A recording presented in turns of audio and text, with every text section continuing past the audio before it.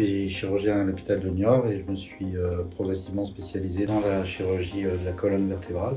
La colonne vertébrale, c'est un empilement de plusieurs structures qu'on appelle les vertèbres. Ce sont des structures osseuses et ces structures sont liées entre elles par en avant les disques intervertébraux et en arrière par des articulations comme on trouve au niveau des genoux par exemple, avec du cartilage, avec du liquide qui lubrifie l'articulation, avec des ligaments qui sont autour.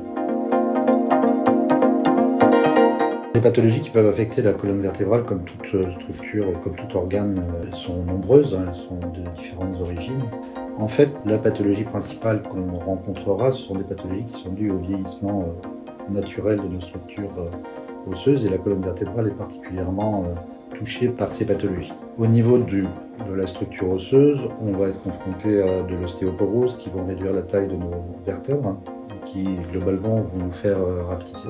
Au niveau des disques, on va perdre de la hauteur, perdre de la souplesse. Le disque est un amortisseur naturel qui vient amortir les chocs entre les vertèbres. Donc le disque va perdre cette capacité, va se durcir, va devenir moins mobile et perdre en épaisseur. Au niveau des structures, des ligaments qui sont sur les articulations en derrière, on va aussi voir apparaître un épaississement des ligaments. Donc le vieillissement de ces structures va aboutir en fait à des pathologies assez spécifiques qui vont donner des symptômes divers et variés. Ça peut être des douleurs dans le dos, souvent en région lombaire basse. Ça peut être l'apparition de fractures qui vont donner des douleurs spécifiques. Ça peut être des déformations qui sont dues à ces fractures ou qui sont dues à la déformation des éléments. Donc ça, c'est la principale pathologie qu'on rencontre, et en pratique dite classique, c'est à peu près 80% des patients qui viennent nous voir. Concernant les autres pathologies qu'on peut rencontrer, elles sont nombreuses. Nous sommes confrontés à des pathologies du disque intervertébral, ce qu'on appelle la hernie discale classiquement,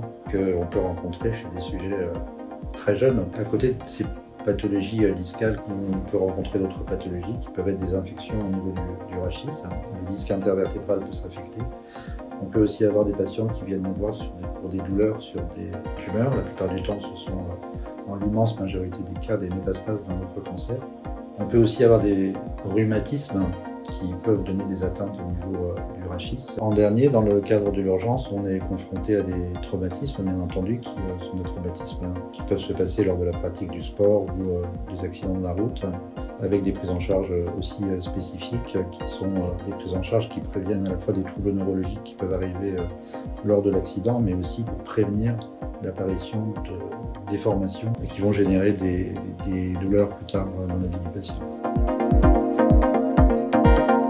La chirurgie, elle s'intègre à plusieurs niveaux. En préambule, il faut savoir que les techniques de diagnostic ont énormément évolué depuis une vingtaine d'années, avec notamment l'apparition d'IRM de dernière génération qui vont donner des renseignements beaucoup plus adéquats et donc des diagnostics beaucoup plus précis et beaucoup plus cernés pour les patients.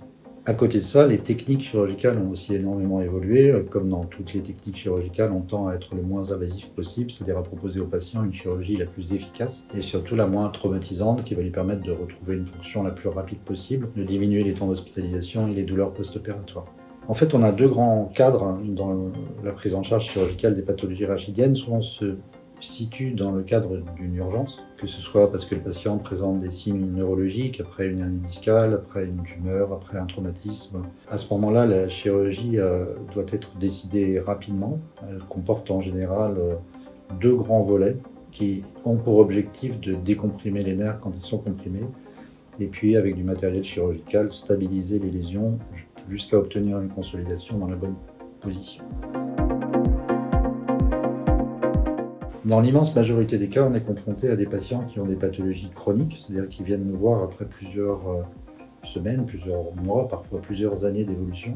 Et la chirurgie doit être discutée et s'intégrer à toutes les autres techniques qui permettent d'apporter un mieux-être au patient. En fait, on se résout à proposer une technique chirurgicale quand on est en face d'un échec de toutes les autres techniques qu'on a tentées.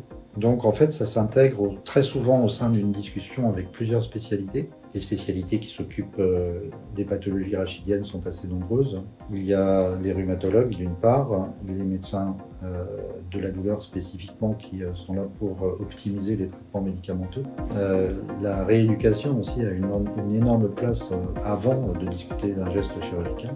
Les complications sont extrêmement rares Moi, j'insiste auprès de mes patients pour dire que c'est une chirurgie, quand on en fait régulièrement, on a très peu de complications proprement dites, mais que les résultats sont souvent pas toujours à la hauteur des espérances du patient. Et il faut bien leur expliquer avant pour avoir un résultat correct et une bonne entente. Il faut bien lui expliquer ce qu'il peut attendre de la chirurgie et surtout éviter qu'il mette de faux espoirs dans votre geste. C'est une première chose. La deuxième chose que je voulais souligner, c'est que c'est pas parce qu'on est chirurgien qu'on opère tous les patients. On a au contraire un devoir de réserve là-dessus. On sait que le geste qu'on va proposer est un geste agressif, qu'il faut le limiter le plus possible. Et la plupart du temps, on est surtout amené à expliquer aux patients qu'il y a d'autres solutions que la chirurgie qui peuvent être proposées.